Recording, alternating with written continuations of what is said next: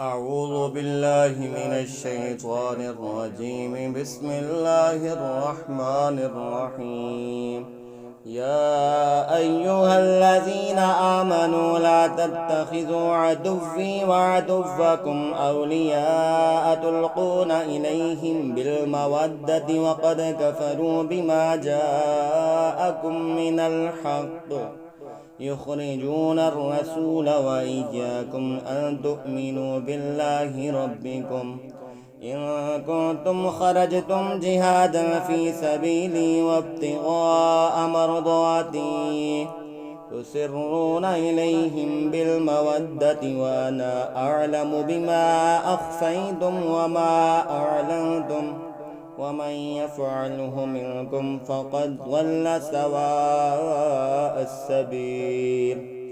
إن يثقفوكم يكونوا لكم أعداء ويبسطوا إليكم أيديهم وألسنتهم بالسوء وودوا لو تكفرون لن تنفعكم أرحامكم ولا أولادكم يوم القيامة يفصل بينكم والله بما تعملون بصير قد كانت لكم أسوة حسنة في إبراهيم والذين معه إذ قالوا لقومهم إنا براء منكم ومما تعبدون من دون الله كفرنا بكم وبدا بيننا وبينكم العداوة والبغضاء أبدا حتى تؤمنوا بالله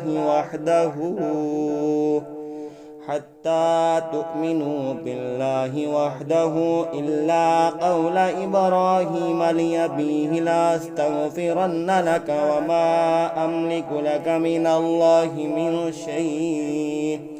ربنا عليك توكلنا وإليك نبنا وإليك المصير ربنا لا تجعلنا فتنة للذين كفروا واغفر لنا ربنا إنك أنت العزيز الحكيم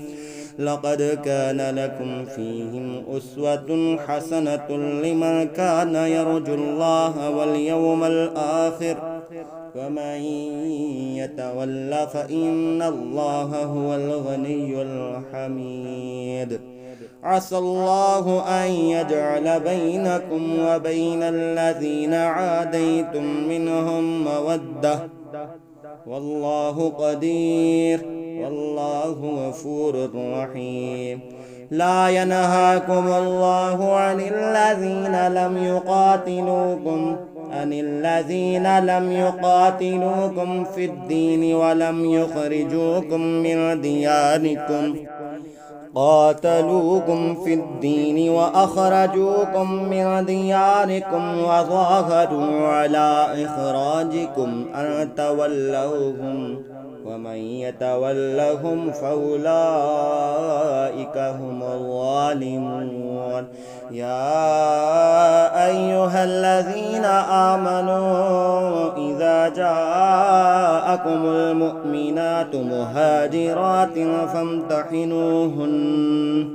الله أعلم بإيمانهن فإن علمتموهن مؤمنات فلا ترجعوهن إلى الكفار لا هن حل لهم ولا هم يحلون لهن وآتوهم ما أنفقوا ولا جناح عليكم أن تنكحوهن إذا آتيتموهن أجورهن ولا تمسكوا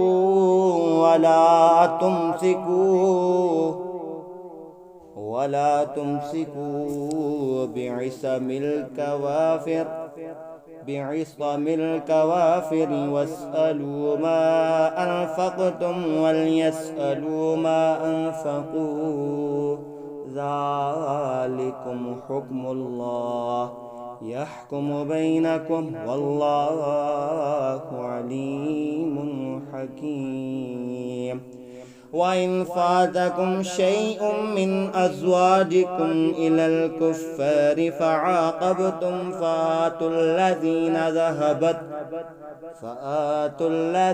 ذهبت أزواجهم مثل ما أنفقوا واتقوا الله الذي أنتم به مؤمنون. يا أيها النبي إذا جاءك المؤمنات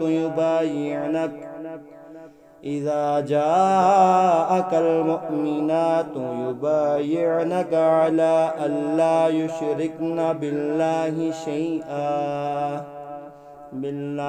شيئا ولا يسرقن ولا يزنين ولا يقتلن أولادهن ولا يأتين ببهتان يفترينه بين أيديهن وأرجلهن ولا يعصينك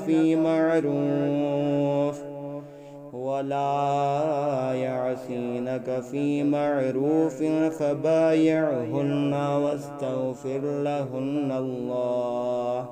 إن الله غفور رحيم.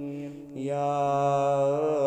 أيها الذين آمنوا لا تتولوا قوما غضب الله عليهم قد يئسوا من